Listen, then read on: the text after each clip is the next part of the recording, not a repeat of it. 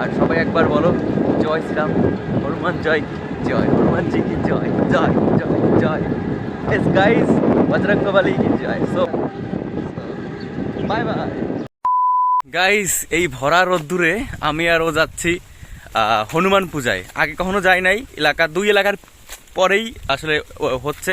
এত রোদ দেখো অবস্থা, দেখছো কি রোদ দেখো অবস্থা। এই দুজনে যাচ্ছি গাইস, চোখ মারতেছি তোমাদের। সো লাভ ইউ আর ওয়েলকাম টু নিউ ব্লগ। তো ওখানে যে দেখা হচ্ছে বিশাল বড়, শুনছি নাকি কয় ফুট হবে? আরে আরো বড়, আরো অনেক বড়, প্রায় হচ্ছে তোমার 30 ফুটের উপরে, 30 ফুটের থেকেও বড়। আমি দেখি নাই, ছবি দেখছি, বোঝা যায় না। তো এখানে যে দেখা হচ্ছে সেখানে মেলাও আছে। তো কি করতেছি সব কিছু তোমার দেখাবো, সাথে থাকো। So love you. তো গাইজ ফাইনালি এই রোদ্রের সময় একটা অটো পাইছি, তাই দুজন অটো ভাড়া করে ডিরেক্ট আমরা হচ্ছে হনুমান পূজায় যাব। আশা করি তোমাদের ভালো লাগবে। আর কে কে হিন্দু অবশ্যই কমেন্ট করে জানাও। তো গাইজ ফাইনালি এইটা দেখতো, গেটটা অনেক সুন্দর করে সাজাইছে। আর আমরা স্পেশালি অনুষ্ঠান রাত্রে হয়, আমরা দিনের সময় আসছি কারণ আমার অনেকটা কাজ ছিল রাত্রেবেলা। এই যে দেখো হনুমান, আমাদের বজরঙ্গবলী। তোমাদের আনুমানিক হিসাব করে বলো তো কত ফুট লম্বা হতে পারে? তো আমি প্রণাম করলাম এবং দক্ষিণে দিলাম, কারণ আমি যেখানেই যাই না কেন মানে কোনো ভালো জায়গায় ঠাকুরের স্থানে দক্ষিণে দেওয়ার চেষ্টা করি, মানে কিছুটা আমার সামর্থ্য অনুযায়ী দেওয়ার চেষ্টা করি, এটা দেওয়া উচিত। তো এবার বোন গেল, আর আমাদের ফ্যামিলি এবং আমার ভাই বোন, বাবা মা দাদু, আমরা যারা রয়েছেন সবাই আমাদের জন্য প্রার্থনা করবেন যাতে আমরা সুস্থ থাকতে পারি, এবং আপনাদের জন্য অনেক অনেক শুভকামনা। আপনারাও ভালো থাকবেন। এই মুহূর্তে যারা আমার ভিডিও দেখতেছেন সবাইকে অনেক অনেক ভালোবাসা এবং ঠাকুরের কাছে প্রার্থনা করি আপনি এবং আপনার ফ্যামিলি নিয়ে খুব সুন্দরভাবে দিন যাপন করেন। তো এই দেখো, এই হচ্ছে আমাদের বজরঙ্গবলী। তোমাদের সুন্দর করে একটা দেখার চেষ্টা করলাম কেমন হয়েছে। আর আমাদের এদিকে প্রত্যেক বছর এই অনুষ্ঠান হয়ে থাকে। আর এই দেখো প্রত্যেক বছর এই সময় এই অনুষ্ঠান হয়ে থাকে। ঠিক আছে, তোমাদের নিমন্ত্রণ করলাম, চলে আসো। আর এই দেখো হচ্ছে মেলায় কোনো লোক নাই। বলো তো কেন? কারণ আমরা রোদের সময় দুপুরবেলা আসছি, এই সময় তো কেউ আসে না। তো সাধারণত সবাই রাত্রে আসে। তো বোনকে বলতেছিলাম, দেখ দোকান যেহেতু খোলা আছে, কিছু কিনবি কি না। পরে ওরে নিয়ে এই দোকানে আসলাম। দোকানে ছোট ভাইটা ছিল, ওর ওর বাবাই চালায় দোকানটা, কিন্তু দুপুর সময় ভিড় কম, তাই ওকে বসায় রাখছে। তো আমার একটা এখানে হাতের তোমার কি বলে আংটি পছন্দ হয়েছিল, কিন্তু পরে দেখলাম যে না, এখান থেকে কিনবো না, ঢাকা যাচ্ছি কয়েকদিন পরে, ঢাকা থেকেই কিনবো।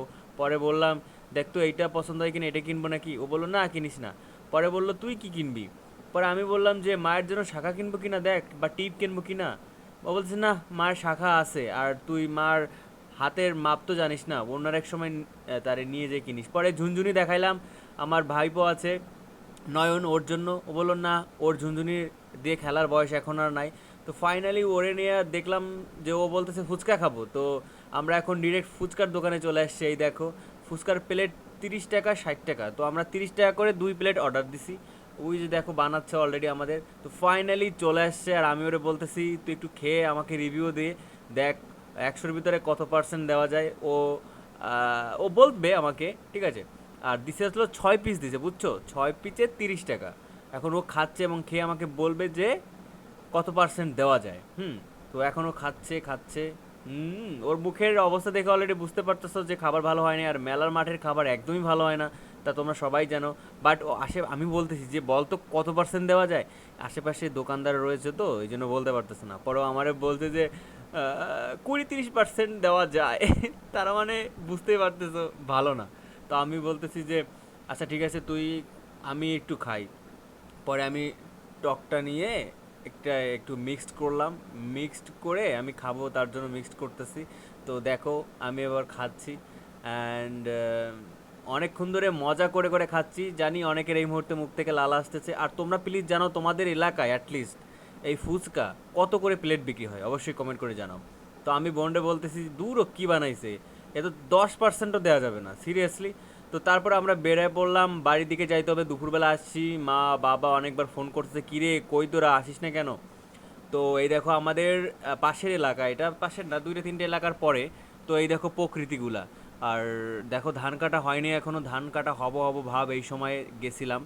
তো চারিদিকের পরিবেশ, আমি এখন শহরে থাকি, আমি অনেক মিস করি আমাদের গ্রাম। আমি অলওয়েজ গ্রামের ছেলে এবং গ্রামকে ভালোবাসি, মানে খুব খুব খুব ভালোবাসি গ্রামের। আমি জানি তোমরা অনেকেও গ্রাম ভালোবাসো, ঠিক আছে।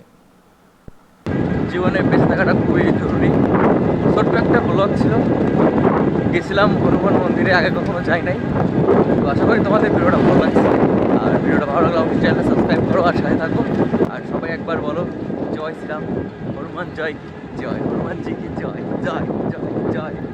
এস গাইস, বজরঙ্গবলী কি জয়। সো কমেন্ট করো আর দেখা হচ্ছে নতুন কোনো ভিডিওতে। ভালো থাকো, বাই বাই।